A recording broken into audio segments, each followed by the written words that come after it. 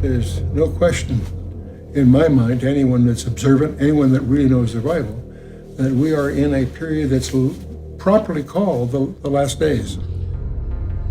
We are in the days of chaos. These are tumultuous, turbulent, unprecedented times, in my opinion. When we look at the rise of the volcanic activity, which are happening, all these ancient volcanoes are waking up. I mean, look at the earthquakes that are happening all over the globe. Again, unprecedented numbers. There's a spike in earthquake activity, there's a spike in volcanic activity. The bird and fish and animal die-offs, the saber rattling, the wars and rumors of war, the nations against nations. Look at the 1 million, it's more like 3 million Muslims now, which have come out from the Middle East into Europe. That's an invasion force. Most of them wanting Sharia, they're not interested in assimilating. Look at the rise of global jihad, of global terrorism, and there's no way to stop that.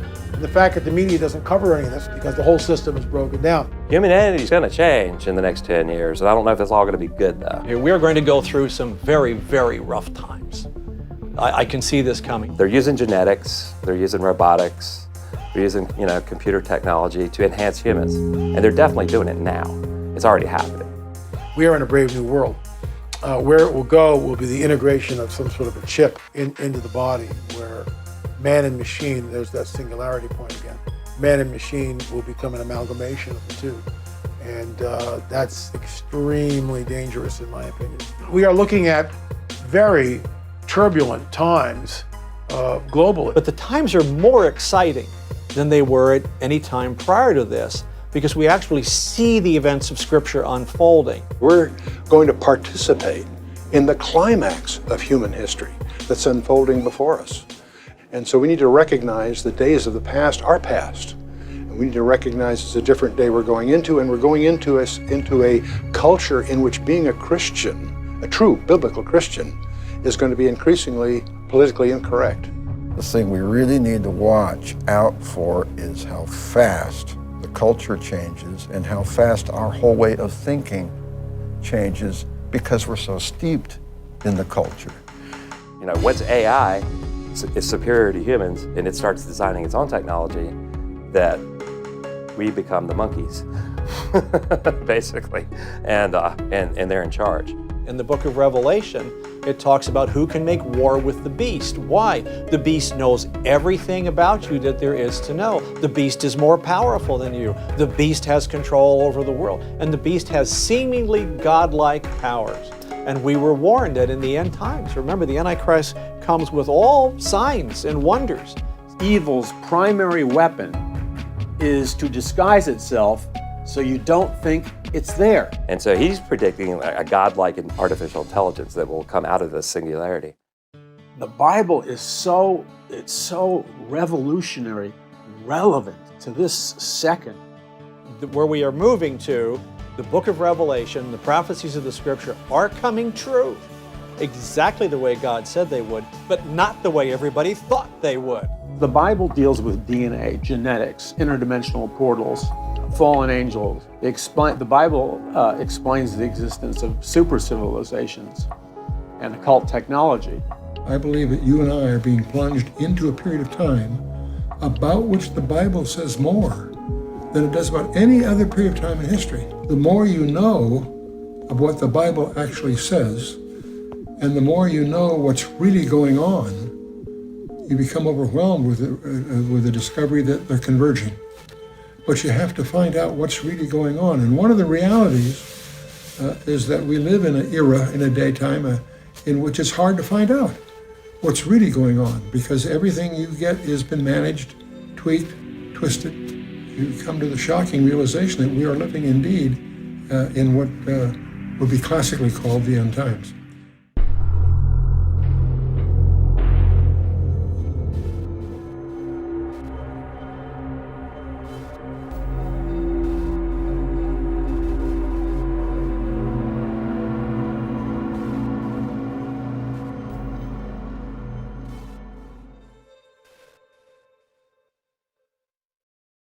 When I look at the Bible, I see a book which is a thoroughly Jerusalem-centric story.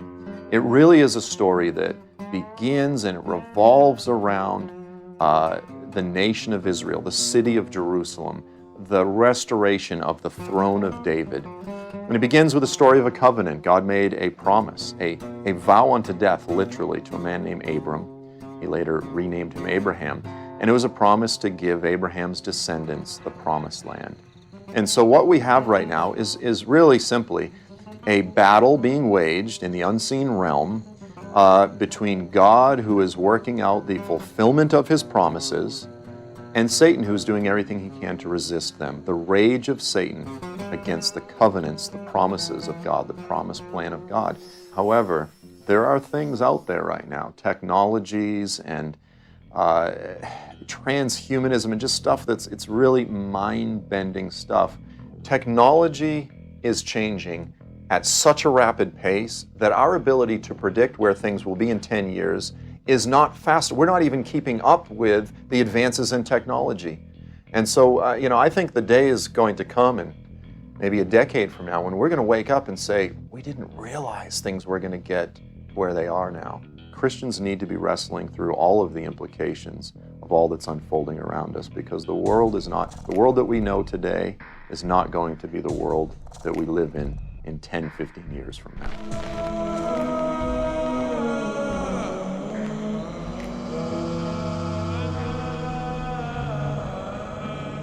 Well, there's an exact scenario in the Bible as it relates to the events that would all come together in concert just before the return of Christ. Basically, it all begins and is triggered by the Jewish people returning to their ancient homeland and becoming a nation again. The most remarkable sign of the coming of Christ in our lifetime, and there are many of them, but the most remarkable has got to be Israel. For Israel to come out of the nations of the world has been prophesied for 2,500 years. And in our lifetime, it's actually happened. Now, this is something that was considered impossible for 19 centuries until in the beginning of the 20th century, Jews under the Zionist movement began to return to the land of Israel. They, at greatly inflated prices, began to buy land from the absentee Arab landlords, and at great cost of both life and money, they began to reclaim the land. Everybody felt Israel's over. It was wiped out by the Romans in 70 AD, and they've been dispersed, and there are people without a homeland, and that's just the way it is. That was the general perception, even during World War II. On May 14th of 1948, just as Isaiah said, in 1 hour, Israel was reestablished as a nation. It's remarkable in our times. For example, no nation in history has ever even existed for 500 years when they lost their national homeland, except the Jew. And here, after 2,000 years practically, they've been scattered all over the world, and yet they were able to be redeemed back into the land and brought back as a nation that was dead, and it all happened in our lifetime. This started a whole scenario of political events falling together. Of course, the one and the most obvious one they predicted would be that the Arabs would unite together because of their mutual desire to destroy Israel, and this would be the primary reason they would unite. Well, we certainly see that today, and of course the latest efforts to try to bring peace to that area show how difficult it really is and how deeply entrenched the hatred of the Arabs and the Muslims particularly are against having any presence of Israel in the land of Palestine. But I was pointing out that this is a prophecy that's 2,500 years old.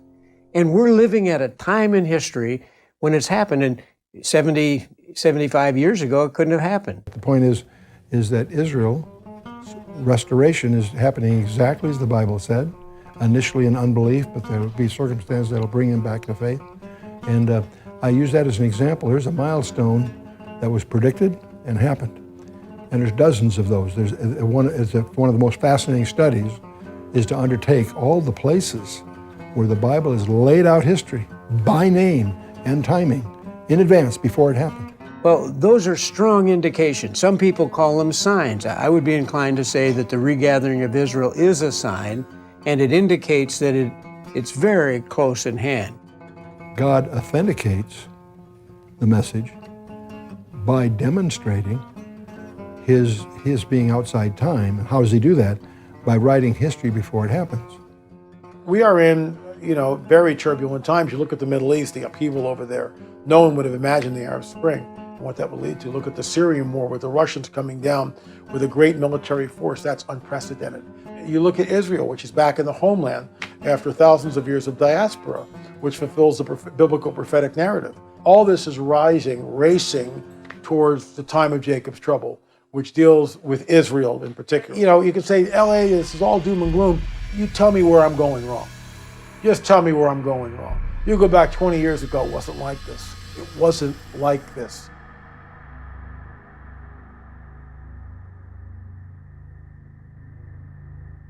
Daniel chapter 12, verse 4 says, "Then in the last days knowledge will be increased." I rest my case. Now, and with the internet and the explosion of computers, knowledge being increased, everyone knows that's come to pass, just as the Bible said in the last days. Folks, I got to say that we are living in the last days. How do we know? The Bible, signs are being fulfilled in our lifetime. Now, if you can just project yourself a little bit into the future, and you can see with the development of the technology of satellites, fiber optics, computers, digital money, etc., how almost in an instant of time, once it's developed a little bit more, that an elite somewhere in the world could very well bring about a financial coup d'etat almost instantly or within a matter of hours by somehow connecting to all the banks, the trading houses, and so on of the world. They could bring about a run on these banks from a computer standpoint, from a major computer program of some kind, where by that time the banks, the trading houses, the stock markets, commodity markets, and all of these are connected together. Some event precipitates this. They go in and they change all of the digital money in these banks and so on, transfer it to one central location. So when people talk about a one world economy, this is not out of the realm of possibility within the very next few years. The monetary systems of our day is a good indication. As you know, in the book of Revelation, chapter 18, you have the economic system and the business industry. It's controlled as a one world system. And we're seeing that come to pass today. Clearly the technology in banking and communications is moving into an economic environment that will lend itself to increased political control. And electronic funds transfer is just the tip of the iceberg. We're moving all kinds of technology advances will enhance the ability of any administration to control what's going on. The borrower is slave to the lender. Debt is a presumption on the future, and the future is clearly uncertain. Well, when I began to really seriously reread the account of ancient Babylon and the Tower of Babel in Genesis, I realized it was talking about a one-world economic system, a one-world religion, and a one-world government, which is exactly, as you know, what is going on now. They originated the debt slavery system there of money. So in my opinion, from the research of prophecy, is that money is essentially a debt slavery system devised by Lucifer in what is called the Babylonian system. And all modern banking is based on getting nations in debt and individuals in debt for the purpose of control. The system, how the whole system works. And the system runs on money. Cash is king. Don't let anybody fool you. News is money. Anybody that knows anything about power knows that if you want power, you have to control money. You have to control two very basic things. You have to control, number one, the information. And I think there are ways for them to control the flow of information through satellites, television, fiber optics, computers, and so on. So the control of information. The second is going to be the control of the money. And once we have all converted to a digital economy, then this is going to be brought about simply by some very intelligent people writing some very intelligent and workable computer programs to control the flow of digital money. When this happens, they know where the money goes. Digital money leaves trails. A strong government then will be able to control every person on the face of the earth. You're going to be subjugated. This is a simple visual analogy that I think your viewers will get. You turn over the back of any US dollar bill, you see an occult symbol, which is the Illuminati pyramid.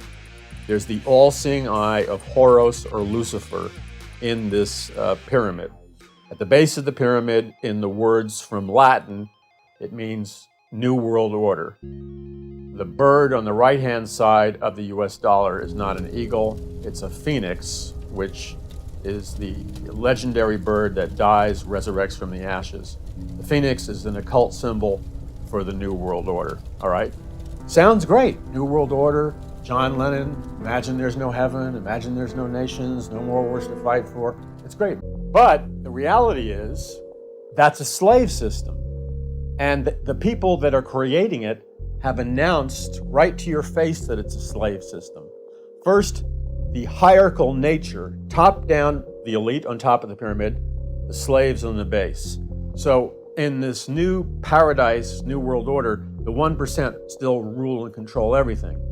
So they're telling you right up ahead that you're going to be a slave in their order. They're going to promise you godhood, they're going to give you all this technology, but you are going to be a slave under their Luciferian system. Because when we spend money, they'll know where we spend it. When we receive money, they'll know when we receive it. Every purchase we make is going to be recorded.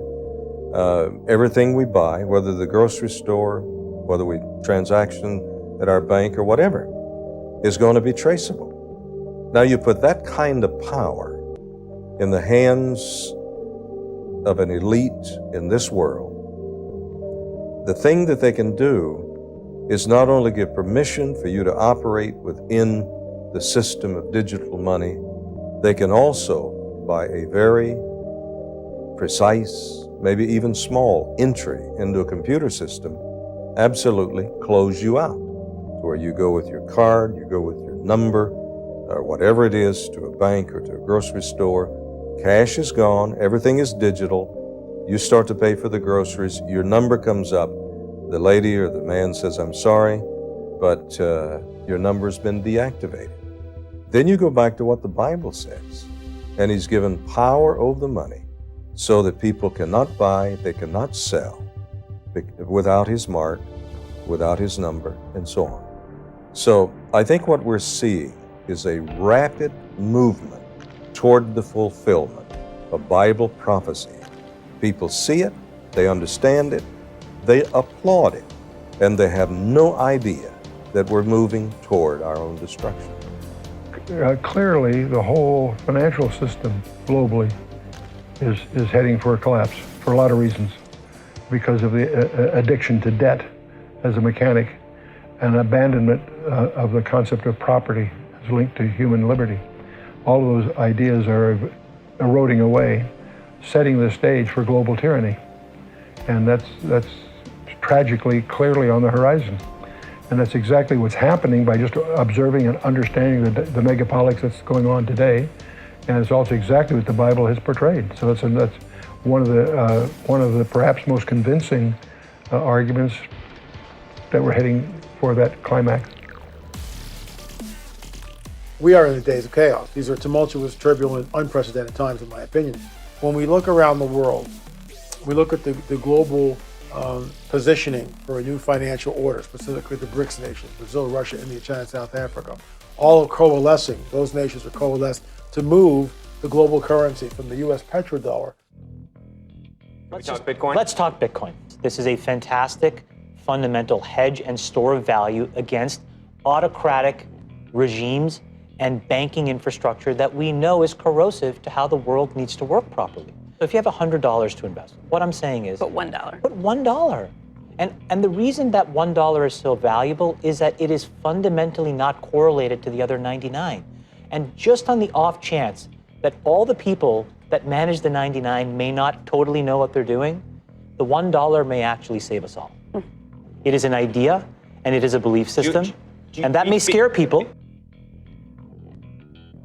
You made some truly critical comments about Facebook. Because I worked there and I was a key part of growing it. I think the tools that have been created today are starting to erode the social fabric of how society works.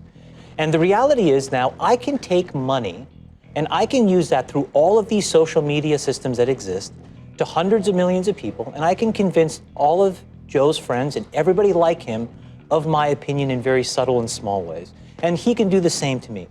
We can do that about vaccines. We can do that about gay rights. We can do that about bathroom laws. We can do that about Roy Moore. And so I think the question we have to ask ourselves is, how do we live in a world where this is now possible? Part of it seemed to me about the ability to pay to manipulate people's thoughts. The other seemed to me to be this sort of ADD society with which the sort of liking and everything else has created this sort of feedback loop that you compared to drugs. We know for a fact that what all of these systems do, every single one, is it exploits our own natural tendencies in human beings to get and want feedback. And that feedback, chemically speaking, is the release of dopamine in your brain. And so what these feedback loops do, and they exist everywhere, in Call of Duty, in other video games, in social networking sites, they get you to react. And I think that if you get too desensitized and you need it over and over and over again, then you become actually detached from the world in which you live. Today we live in a world now where it is easy to confuse truth and popularity. And you can use money to amplify whatever you believe and get people to believe that what is popular is now truthful and what is not popular may not be truthful. There's a gullibility, there's a credulity in our culture. We buy into things without even knowing we're buying into things. We believe things because we've heard it on television that may not even be true. The technology encroaches upon us so steadily and so covertly that we don't realize how it's changing us. Strong delusion. For this cause God shall send them strong delusion. Lies will govern the world. Hold e'er this truth before your eyes, that all the world is lies and lies. Most of the content of modern television is lies. Most of the content of a modern education is lies, isn't that? We don't consider how much technology changes the way we think about things and the way we think we know things. I believe that the mind of the church, the Christian mind today, has been profoundly hamstrung, if you will, in our ability to think critically, because we have been now for a couple generations through the public education system and through just the media and just the spirit of the age, we have been brainwashed by moral and cultural relativity. And because of that, we don't have the ability to discern and identify, never mind stand by the absolute moral claims, the absolute doctrinal claims of the Bible. The thing we really need to watch out for is how fast the culture changes and how fast our whole way of thinking changes because we're so steeped in the culture. Now, it used to be, this is amazing to me, it used to take decades for a worldview to change. As an example, let's say back in the 60s, we started having this free love, free sex thing. We just, as a culture, come to accept that. And that took about 40 years. When you think about how quickly we changed our minds about homosexuality and gay marriage, that took about 5 years. The ethical, the technological, the religious, and the cultural shift of this moment that we're in right now is absolutely profound, and I don't think most people have even really woken up to how profound it really is. Our culture and our technology have accelerated change and accelerated the way people think and the way we know things. You can change an entire population's view of things, the entire zeitgeist of a society in a matter of, well, it could be a matter of months. It just depends on what's on the tube, or the iPhone, or the computer. The culture is changing in a very, very strange way. So there's some changes going on that are rather disturbing, because we're raising a culture that lives off sound bites, that has lost the ability to do critical thinking, that has lost the ability to really discern truth from lies, and so on. So it's strangely enough, even though information, all of man's knowledge is a click away on the internet. And that's fantastic on the one hand, but it also has just evaporated true learning in terms of being able to think, evaluate, appraise, and decide. Today we've got an electronic culture driven entirely by entertainment. It's changing the way people consume, and not all for the good. This generation has a problem, and it is a problem of electronic relationship, I believe. Sometimes when I'm in a public place, maybe a mall, maybe I'm at a restaurant, and I'm watching people, and invariably they adopt the pose, 2 thumbs on the screen. And what they are doing, basically, is building an image of themselves through electronics. And I often wonder what would happen if suddenly the electrical power grid fell out and all went black, and you had a whole generation of people with their thumbs and no place to go, and at that point in time, their identity, all the electronic identity that they had built, would disappear in a split second.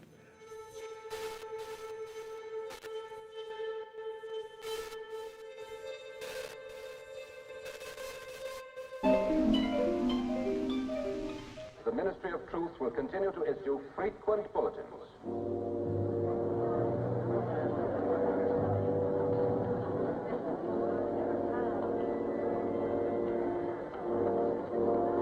I'm very much a believer in the existing science of predictive programming, where we're under the guise of science fiction. You're actually preparing people, you're getting them desensitized and ready to accept something. So therefore, science fiction films or whatever are a medium for not just entertainment, for acceptance. My name's Wade Watts. My dad picked that name because it sounded like a superhero's alter ego, like Peter Parker or Bruce Banner. There's nowhere left to go. Nowhere. Except the Oasis. A whole virtual universe. People come to the Oasis for all the things they can do, but they stay because of all the things they can be. It's the only place that feels like I mean anything. We're at a point, and you identify this, and this is what Aldous Huxley, and it's interesting that we go back in time. You're talking about the late 1800s, early 1930s. These visionaries, the Fabian socialists that were planning a new world planetary order, many of them were members of British intelligence, but many of them were science fiction authors. But because he was a science fiction author, he was able to conceptualize future worlds and future technology. Aldous Huxley, Brave New World, conceptualized future worlds, future and technology, and many others. Huxley was very sophisticated. He came to Hollywood in the 1930s to distribute LSD to the stars. Huxley said at a convention of neuropsychiatrists at the University of Berkeley in 1961, he looked him in the eye and he said, "The truly effective scientific dictatorship is one in which the people will learn to love their slavery or servitude." And that's been repeated by other leaders of this. So what he was saying to them is, if your scientific brainwashing is good enough, if you do it right, they'll never know they're slaves. And they'll be thrilled to be slaves. And then they'll enjoy their slavery. In your book about mescaline recently, you talked of a valuable state of heightened perception being induced by drugs, by proper drugs. Do you think imaginative writers will benefit by that? Well, I think the people who would benefit most of all are professors. And this I think it would be extremely good for almost anybody with fixed ideas and with a great certainty about what's what, to take this thing and to realize that the world he has constructed is by no means the only world, that there are these extraordinary other types of universe which we may inhabit and which we should be very grateful for inhabiting, I think. This drive towards transhumanism, which is very serious, and interestingly enough, as you know, it's being funded by the big social media companies like Kurzweil is the guru of transhumanism, and his home base, his ashram, is Google. This is not an alien invasion of intelligent machines from Mars. We create tools to extend our reach. We can now access all of human knowledge with a few keystrokes. And we're going to literally merge with this technology, with AI, to make us smarter. It already does. I mean, these devices are brain extenders, and people really think of it that way. Yeah. And that's a new thing. I mean, people didn't think of their smartphones that way just a few years ago. They'll literally go inside our bodies and brains, but I think that's an arbitrary distinction. Even though they're outside our bodies and brains, they're already brain extenders, and they will make us smarter and funnier. Don't think transhumanism is being developed for the good of every person. It's being good for the masters. Like Led Zeppelin, the lyrics in Led Zeppelin said, "We are your overlords." And they were followers of Aleister Crowley, the great Satanist. That wasn't a cute phrase.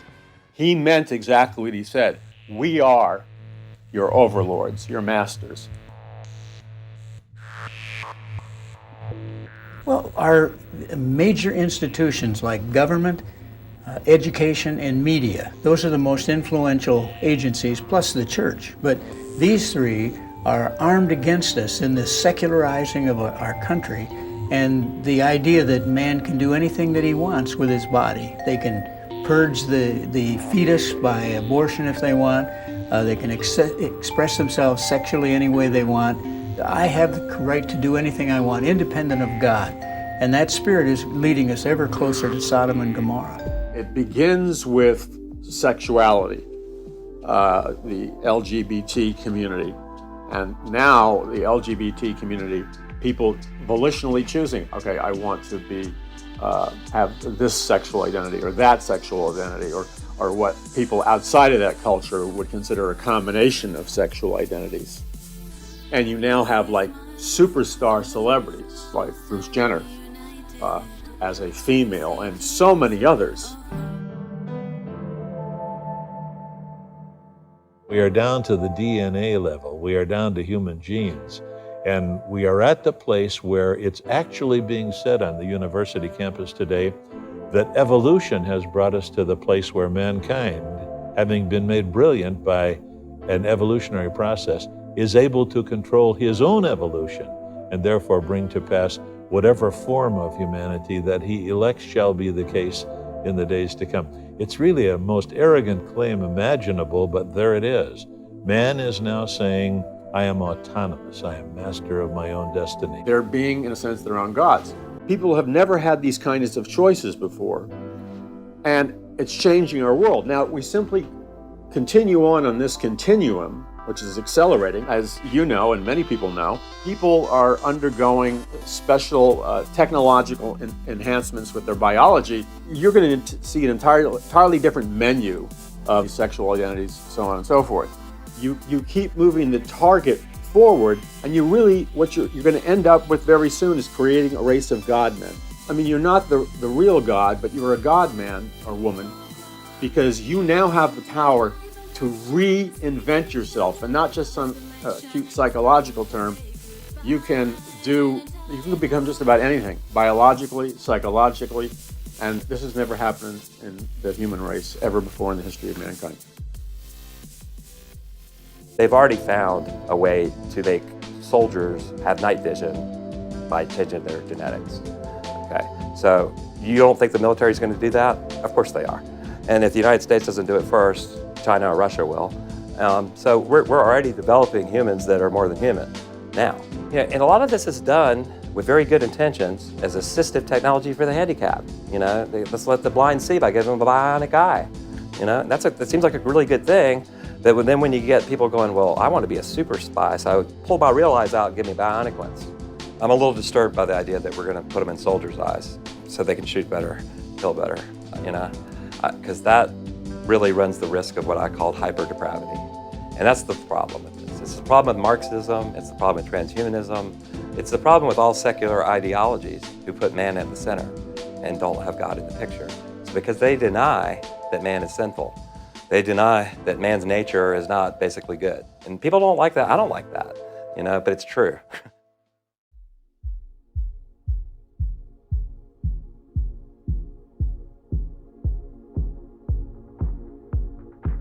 The transhuman technologies, number one, I'd say they're not necessarily bad, but there are different trends coming together. One is life extension by dealing with the alleles and other things within individual cells that appear to be related to aging. The second thing is the concept of DNA printing technology, where we can go into a person's genome, we can actually determine it within just minutes and determine what their genome is, the errors in it, and correct those errors, put that new genome into a virus and have it, quote, infect the person, and it replaces the DNA through all their body cells over the course of a couple of months. The third is using integrated technology to integrate computers with the human directly, and so that humans could directly talk to computers almost in their mind with computer chip implants. DARPA is doing this right now, from what I understand, with people who have had brain damage during the war. So these are some of those, along with transhumanism, which wants to down dump everybody's mind into computers before they die, assuming that we haven't gotten to the point where our lives can be extended. Now, all of these technologies are converging. First of all, they're running far ahead of the politicos, the legal, or the ethical system.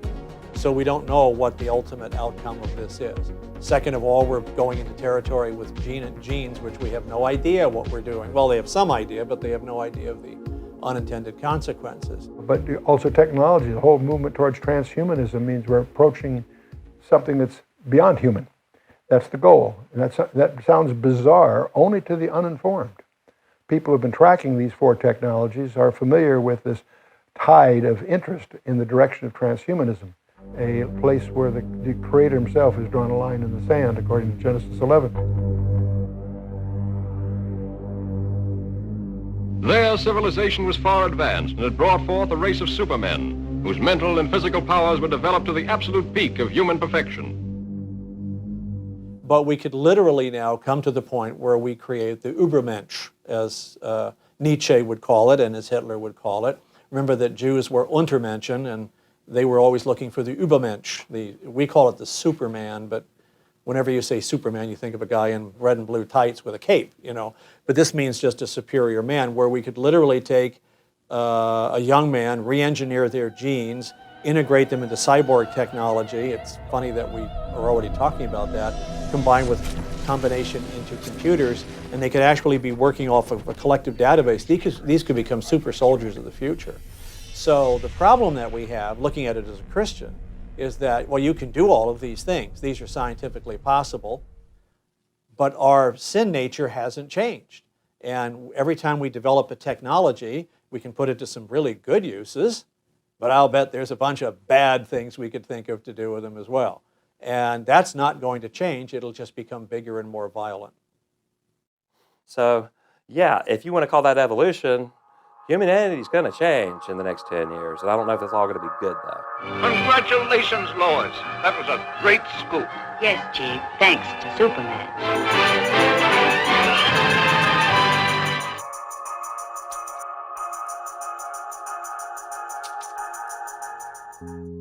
You've got hundreds of millions of people, because everybody's interconnected through music, the internet, social media on a planetary level.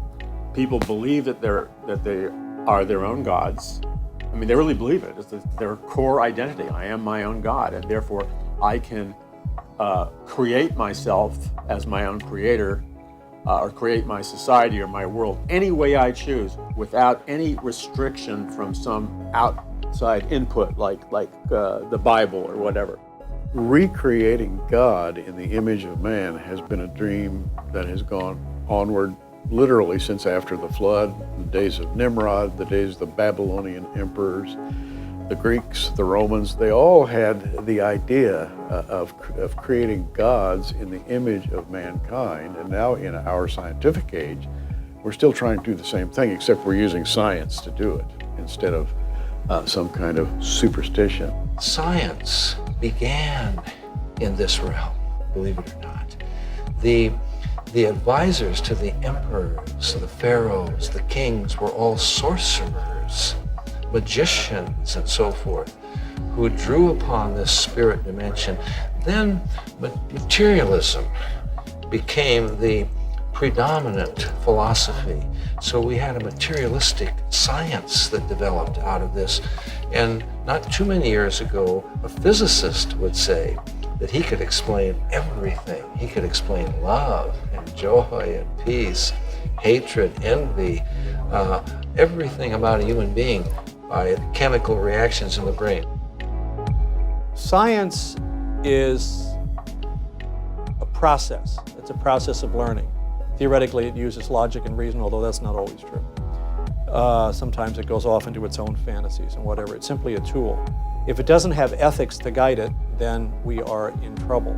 The people that have been rejecting God have been trying to come up with a substitute worldview system to replace the Judeo-Christian ideology that we had in the West for a long time. If we've learned anything, not from science, but from scientists and scientism. Scientism is the religious belief in science to make us gods, I suppose, to give us a better world, to give us immortality, to defeat death. Scientism. If there's anything we've learned from that, is that it has no morals. It bows to no one, and it most certainly bows to no God. It wants to be God. And in light of that, this whole transhumanism thing is going to go its course, and nobody's going to ever ask. It's like that line from Jurassic Park, you know, you're so preoccupied with whether or not you can, you're never going to stop to think about whether you should. The seductive power here is that behind this very powerful seduction of you can be your own God, which is exactly how Lucifer talked to Adam and Eve. The seduction was not sexual. The seduction was you can be your own God. If we're God, and I begin with a purely secular approach, investigating this from a scientific standpoint, interviewing people. It leads me, believe it or not, it leads me to the Bible. And it leads me to that being, and you know, people don't believe this. They think the Garden of Eden is a fairy tale. Believe it if you want, but I can tell you that this ultimately leads back to a being who said, I will be like the Most High. I will be God. And was thrown out of heaven because of that, became the devil, Satan, who came to this earth, this is what the Bible says, who deceived Eve with the same idea. You, too, have this power within you. So you present that to people. You can be your own God. You can take advantage of these technological, biochemical, genetic enhancements, and you can make yourself anything. You can live any kind of life. All kinds of technology on the internet that can change consciousness, like EMF waves in terms of brain waves, in terms of binaural beats and isochronic tones, which change consciousness when you listen to the sound. So there's this bridging of experience and technology, and in a sense, technology has become the new psychedelic drug.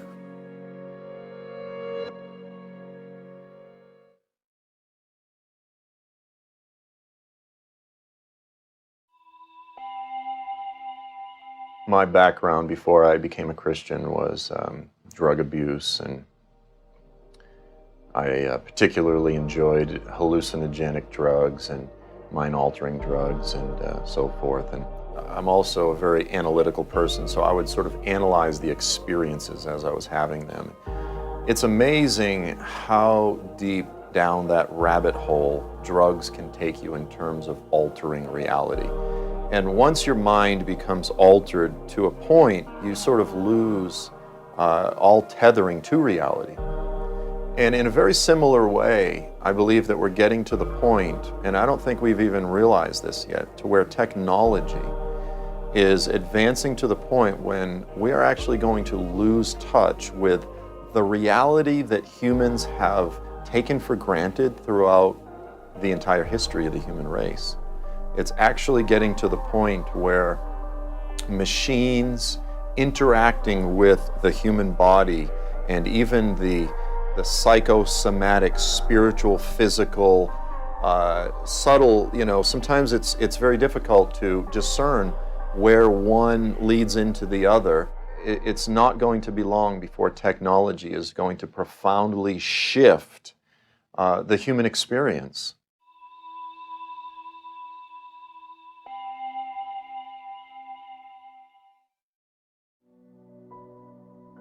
Let me quote Sir John Eccles, Nobel Prize winner for his research on the brain.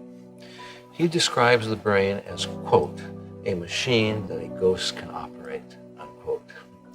He decided that this is where the human spirit makes its contact with the brain. Psychokinesis is going on. Right now, my spirit is operating my brain and my body the same with you, all right? Now, in a normal state of consciousness then, that's what happens. Your spirit is in control. In an altered state, this is one of the words for the New Age movement, the consciousness revolution. We are in a consciousness revolution. They're teaching you how to get into an altered state of consciousness. It used to be called the shamanic state of consciousness. The shamans, the witch doctors did it. In an altered state of consciousness reached under drugs, yoga, transcendental meditation, it's really a state of hypnosis. And you tune out the real world and something else happens. In that altered state, drugs, yoga, hypnosis, meditation, and Eastern meditation, the normal connection between you and your brain is loosened. And you get into what they call a relaxed but alert state. And that allows another entity to interpose itself between your spirit and your brain, tick off the neurons in your brain, create a universe of illusion. This is where Shirley MacLaine got her out-of-body experience. It's really staggering even to think about the implications. I mean, if you're a Christian and you believe in things like demons and evil spirits that want to inhabit humans, once you start altering yourself, altering your brain, are you opening up doors to things else to come in that might want to run that computer that you just installed in your? I don't know. I don't think that anybody knows, and that's the scary part. The Bible talks about demon possession. Jesus cast demons out of people. A process of delusion begins. I have researched this around the world, interviewed many people. You see, you can't deny that something real is going on. For example, here are a half a dozen young people, and I've interviewed these people everywhere in the world. Half a dozen young people drop acid, LSD. They're sitting in a room. Suddenly, they are all in the same landscape, all meeting the same beings and having the same adventure being shared together. Now, you can't explain that. There's a common source of whatever is happening to them. It's coming from a common source. I've talked to young people around the world who are on LSD or mescaline, peyote, or through yoga, transcendental meditation, have met the same entities. They never had any contact with one another. They didn't trade stories. There was no collusion. And independently, I received the same information. That's why Timothy Leary, when he wrote The Psychedelic Adventure, he used the Bardo Thodol, the Tibetan Book of the Dead, as a guide to the psychedelic adventure, because he realized that Tibetan Book of the Dead was written by Buddhist monks who allegedly remained conscious during the reincarnation process. And he realized that on LSD, you meet the same entities, whatever they are, that a person meets who is practicing yoga or is into Buddhism or Hinduism. One famous science fiction author, Arthur Clarke, wrote a novel called Childhood's End, in which the discovery was made at long last that God didn't really exist, that he was a construct. Certainly there was a superior being, but it was not a God. And when the childhood of humanity comes to its end, humanity will realize that there certainly are superior beings, but they're not gods. They are just like us. And now we've arrived at the next stage of development. We'll be able to have relationships with them. And of course, from our perspective as Christians, Arthur Clarke was writing about demonic entities posing as our friends. Oh, my response to the transhumanism views is to watch it with great fascination.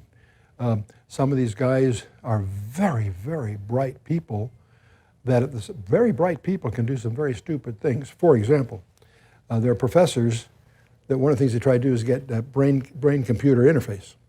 And they're trying to connect the computer directly to their neural network somehow. And that sounds kind of, boy, they're brave and they're doing these interesting things. And they're absolutely stupid in their knowledge of demonology.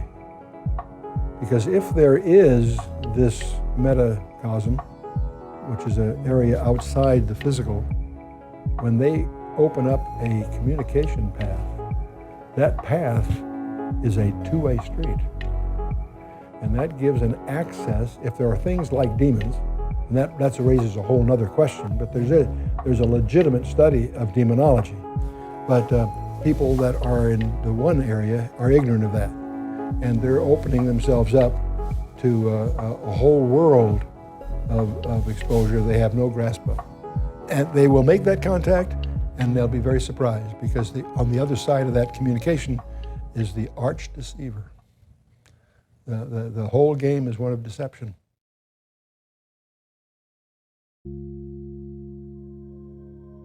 Do I see man evolving up in an upward spiral towards something better?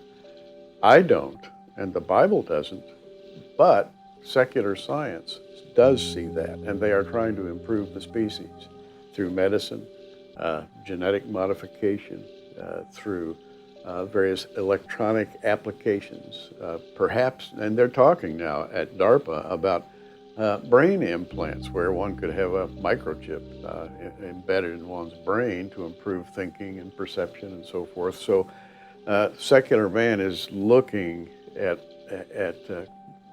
accelerating an upward evolution, an upward mobility of humanity. The Bible, on the other hand, says just the opposite, that man is not evolving, he is devolving. Godhood is really nothing more than a poison candied apple to enslave you. Now, what's imperative for people to know is that all this heavy-duty stuff has been here on planet Earth before. The original sin was Adam and Eve listened to Lucifer in the form of an reptilian serpent, and he promised them that they would be as gods if they ate from the tree in the middle of the garden. So they ate from the tree in the middle of the garden, and of course he lied to them. They did not become as gods. There's a transition process, and it's so subtle, because Satan is an angel of light. And in the transition process, you're on the way to becoming God, but you discover you're now a slave. And this is my concern for a number of generations.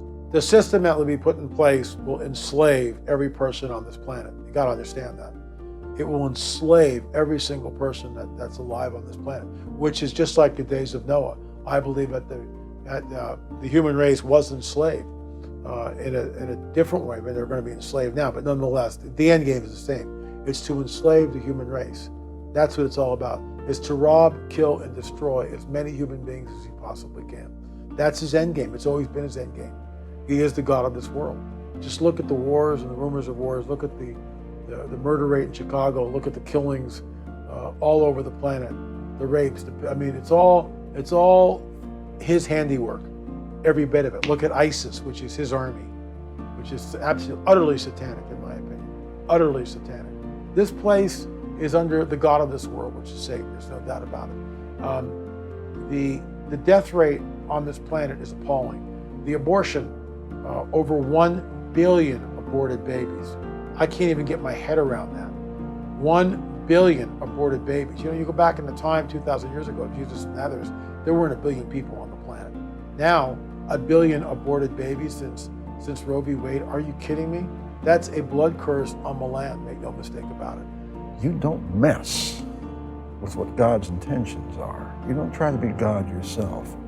You don't take God and start modifying him and tailoring him and chipping away at him to suit your fancy. You take God as God for what he is. There's an underlying principle there that God is separate from us. We happen to be his creation. And we need to see him as separate, independent, objective, external to us. He does not change, and we serve him as he is. We don't define him. He defines himself. Those are the underlying principles that are underneath the heart of man, okay? That's what's in there. That's the issue going on. And looking for immortality through all this scientific discovery and so forth, at the heart of it is forget God, we're going to make it without him. As man runs and flees and clings to technology, as they're seeking to escape the inevitable reality of death, we are profoundly apostatizing from God. We're leaving God behind, who is the one source of immortality.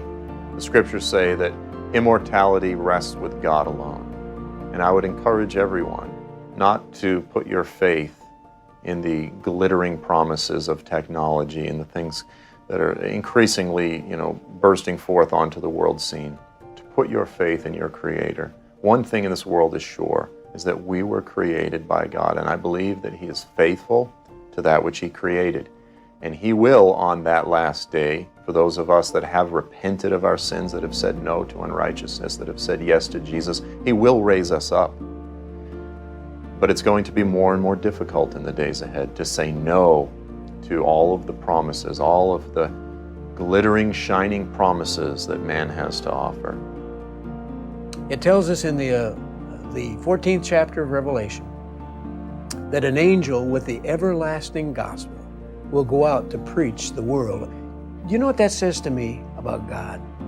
It says that our God is so interested in any individual coming to faith that he will send a special courier, a supernatural courier, out to make sure that every human being on the face of the earth that is open-hearted to him will have an opportunity to hear the message. And it's called the everlasting gospel. And I want to tell you, the everlasting gospel is already available. It isn't going to change. There's only one gospel, and that's the everlasting gospel that Jesus Christ so loved the world that he came into this world to take on the sins of all mankind, die on that cruel cross, shed his divine blood that we might have everlasting life. And he rose again the third day to show God's stamp of approval on his divine sacrifice. Now all we have to do is call upon the name of the Lord. And the interesting response that I've had from people lately is when I explain the gospel, they'll say, well, Tim, that's too simple. It's too easy. And I say, wait a minute. It isn't simple and it isn't easy. Jesus made it easy. It wasn't easy for him to leave the glories of heaven and come down here and suffer that abuse and die on that cross. That was not an easy proposition. And it wasn't easy to be separated from God. And the hardest part for him was to actually become our sin. He had to drink the cup of our sin. And he who knew no sin became sin for us. And then he could die for the sins of the whole world. And so now it's offered by God as a gift. The easy part is to receive. It all depends on the individual. And so I would ask you, have you responded to that invitation? Have you said, yes, I believe you died on that cross for my sins. Lord Jesus, come into my life. That's the greatest decision you can ever make. And your eternal destiny is determined by whether you say yes or no. Say yes to Jesus today. Everybody knows the storm is coming fast. The day will soon be here when those who are caught unprepared will be the first to fall. That much is clear.